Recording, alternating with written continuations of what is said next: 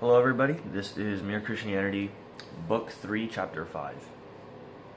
Sexual Morality.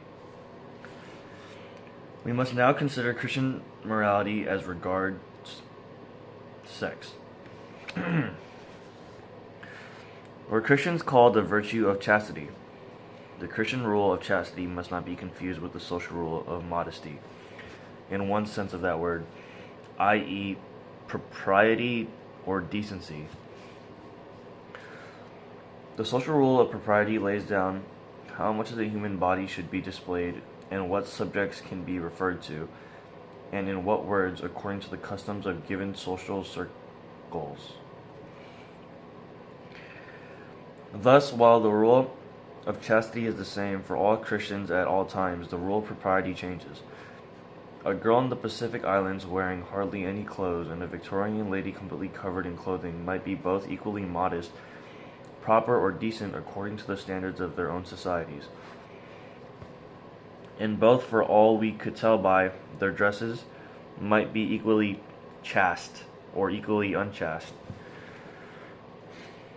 Some of the language which chaste women used in Shakespeare's time would have been used in the 19th century only by women completely abandoned. When people break the rule of propriety current in their own time and place, if they do so in order to excite lust in themselves or others, then they are offending against chastity. But if they break it through ignorance or carelessness, they are guilty only of bad manners. When as often happens, they break it defiantly in order to shock or embarrass others, they are not necessarily being unchaste, but they are being uncharitable. For it is uncharitable to take pleasure in making other people uncomfortable. I do not think that a very strict or fussy standard of propriety is any proof of chastity or any help to it, and I therefore regard the great relaxation and simplifying of the rule which has taken place in my own lifetime as a good time. At its present stage, however, it has this inconvenience that people of different ages and different types do not all acknowledge the same standard, and we hardly know where we are. While this confession lasts, I think that old or old-fashioned people should be very careful not to assume that young or emancipated people are corrupt whenever they are, by the old standard, improper, and in return that young people should not call their elders prudes or Puritans, because they do not easily adopt the new standard. A real desire to believe all the good you can of others, and to make others as comfortable as you can will solve most of the problems. Chastity is the most unpopular of the Christian virtues. There is no getting away from it. The Christian rule is either marriage with complete faithfulness to your partner or else total abstinence. Now this is so difficult and so contrary to our instincts that obviously either Christianity is wrong or our sexual instincts, as it is now, has gone wrong. One or the other. Of course, being a Christian, I think it is the instinct which has gone wrong. But I have other reasons for thinking so. The biological purpose of sex is children, just as the biological purpose of eating is to repair the body. Now, if we eat whenever we feel inclined and just as much as we want, it is quite true most of us will eat too much, but not terrifically too much. One man may eat enough for 2, but he does not eat enough for 10. The appetite goes a little beyond its biological purpose, but not enormously. But if a healthy young man indulged his sexual appetite whenever he inclined, and if each act produced a baby, then in 10 years he might easily populate a small village. This appetite is in ludicrous and preposterous excess of its function. Or take it another way, you can get a large audience together for a striptease act, that is, to watch a girl undress on the stage. Now suppose you come to a country where you could fill a theater by simply bringing a covered plate onto the stage and then slowly lifting the cover so as to let everyone see, just before the lights went out, that it contained a mutton chop or a bit of bacon. Would you not think that it is that country something would you not think that in that country something had gone wrong with the appetite for food? And would not anyone who had grown up in a different world think there was something equally queer about the state of the sex instinct among us? One critic said that if he found a country in which such striptease acts with food were popular, he would conclude that the people of that country were starving. He meant, of course, to imply that such things as the Striptease Act resulted not from sexual corruption, but from sexual starvation.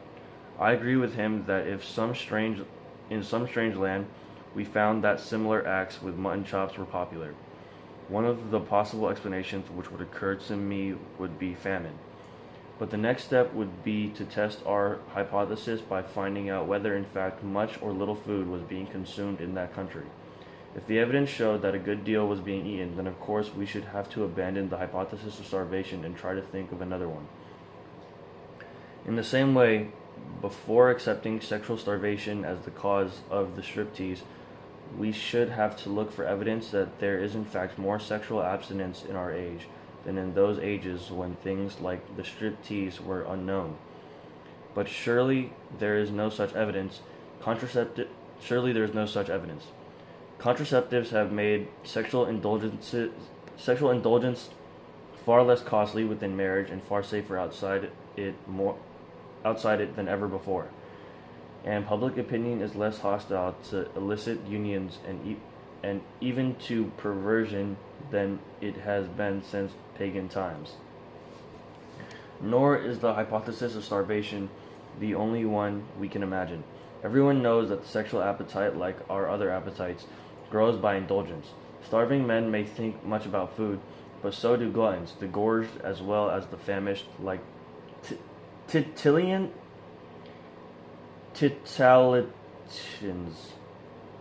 Yeah, sorry, I don't know how to say that word, but yeah. Wait, here, I'll just show you. You can't really see it. Alright, well, whatever. Here is a third point. You can find very few people who want to eat things that really are not food, or to do other things with food instead of eating it. In other words, perversions of the food appetite are rare, but perversions of the sex instinct are numerous, hard to cure, and frightful. I am sorry to have to go into all these details, but I must. The reason why I must is that you and I, for the last 20 years, have been fed all day long on good, solid lies about sex. We have been told till one is sick of hearing it that sexual desire is in the same state as our other natural desires, and that if only we abandon the silly old Victorian idea of hushing it up, everything in the garden will be lovely. It is not true. The moment you look at the facts and away from the propaganda, you will see that it is not. They tell you sex has become a mess because it was hushed up. But for the last 20 years it has not been. It has been chattered about all day long, yet it is still in a mess. If hushing up has been the cause of the trouble, ventilation would have set it right, but it has not. I think it is the other way around. I think the human race originally hushed it up because it had become such a mess. Modern people are always saying sex is nothing to be ashamed of. They may mean two things. They may mean there is nothing to be ashamed of in the fact that the human race reproduces itself in a certain way, nor in the fact that it gives pleasure. If they mean that, they are right. Christianity says the same. It is not the thing nor the pleasure that is the trouble. The old Christian teachers said that if man has never fallen, sexual pleasure, instead of being less than it is now, would actually have been greater.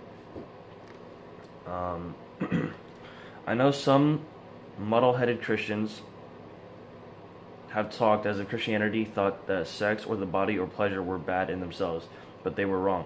Christianity is almost the only one of the great religions which thoroughly approves of the body, which believes that matter is good, that God himself once took on a human body, that some kind of body is going to be given to us even in heaven and is going to be an essential part of our happiness or beauty and our energy. Christianity has glorified marriage more than any other religion. and nearly all the greatest love poetry in the world has been produced by Christians. If anyone says that sex in itself is bad, Christianity contradicts him at once. But of course, when people say sex is nothing to be ashamed of, they mean the state into which the sexual instinct has now got is nothing to be ashamed of. If they mean that, I think they are wrong. I think it is everything to be ashamed of. There is nothing to be ashamed of in enjoying our food. There would be everything to be ashamed of if half of the world made food the main interest of their lives and spent their time looking at pictures of food and dribbling and smacking their lips. I do not say you and I are individually responsible for the present situation. Our ancestors have handed over to us organisms which are warped in this respect, and we grow up surrounded by propaganda in favor of unchastity. There are people who want to keep our sex instinct inflamed in order to make money out of us, because of course a man with obsession is a man who has very little sales resistance. God knows our situation. He will not judge us as if we had no difficulties to overcome. What matters is the sincerity and perseverance of our will to overcome them. Before we can be cured, we must want to be cured. Those who really wish for help will get it, but for many modern people, even the wish is difficult. It is easy to think that we want something when we do not really want it. A famous Christian long ago told us that when he was a young man, he prayed constantly for chastity, but years later he realized that while his lips had been saying, "Oh Lord, make me chaste," his heart had been secretly adding, "But please don't do it just yet." This may happen in prayers for other virtues too, but there are 3 reasons why it is now especially difficult for us to desire, let alone to achieve complete chastity.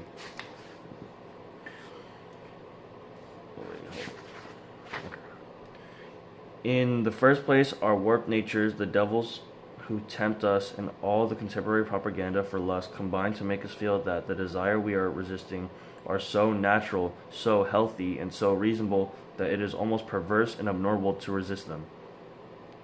Poster after poster, film after film, novel after novel associate the idea of sexual indulgence with the idea of health, normality, youth, frankness, and good humor. Now, this association is a lie. Like all powerful lies, it is based on a truth. The truth, acknowledged above, that sex in itself, apart from the excess and obsessions that have grown around it, is normal and healthy, and all the rest of it. The lie consists in the suggestion that any sexual act to which you are tempted at the moment is also healthy and normal. Now this, on any conceivable view, and quite apart from Christianity, must be nonsense. Surrender to all our desires obviously leads to impotence, disease, jealousies, lies, concealment, and everything that is the reverse of good health, good humor, and frankness. For happiness, even in this world, quite a lot of restraint is going to be necessary. So the claim made by every desire when it is strong to be healthy and reasonable counts for nothing. Every sane and civilized man must have some set of principles by which he chooses to reject some of his desires and to permit others. One man does this on Christian principles, another on hygienic principles, another on sociological principles. The real conflict is not between Christianity and nature, but between Christian principles and other principles in the control of nature. For nature, in the sense of natural desire, will have to be controlled anyway, unless you are going to ruin your whole life. The Christian principles are admittedly stricter than the others, but then we think you will get help towards obeying them, which you will not get towards obeying the others. In the second place, many people are deterred from seriously attempting Christian chastity because they think before trying that it is impossible. But when the thing has to be attempted, one must never think about possibility or impossibility. Faced with an optional question in an examination paper, one considers whether one can do it or not. Faced with a compulsory question, one must do the best one can. You may get some marks for a very imperfect answer. You will certainly get none for leaving the question alone. Not only in examinations but in war, In mountain climbing, in learning to skate or swim or ride a bicycle, even in fasting, a stiff collar with cold fingers, people quite often do what seemed impossible before they did it. It is wonderful what you can do when you have to. We may, indeed, be sure that perfect chastity, like perfect charity, will not be attained by any merely human efforts. You must ask God for God's help. Even when you have done so, it may seem to you for a long time that no help or less help than you need is being given. Never mind. After each failure, ask forgiveness, pick yourself up, and try again. Very often, what God first helps us towards is not the virtue itself, but just this power of always trying again. For however important chastity or courage or truthfulness or any other virtue may be, this process strains us in habit of the soul, which are more important still. It cures our illusions about ourselves and teaches us to depend on God. We learn, on the one hand, that we cannot trust ourselves even in our best moments, and on the other, that we need not despair even in our worst, for our failures are forgiven. The only fatal thing is to sit down content with anything less than perfection. Thirdly, people often misunderstand what psychology teaches about repression. It teaches us that repressed sex is dangerous, but repressed is here a technical term. It does not mean suppressed in the sense of denied or resisted.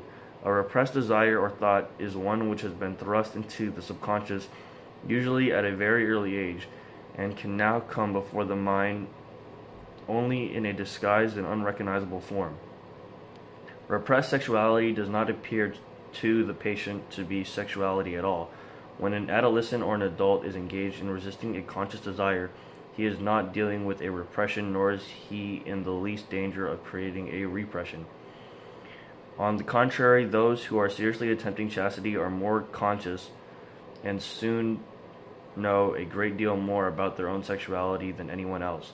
They come to know their desires as Wellington knew Napoleon, or as Sherlock Holmes knew Moriarty, as a rat catcher knows rats, or a plumber knows about leaky pipes.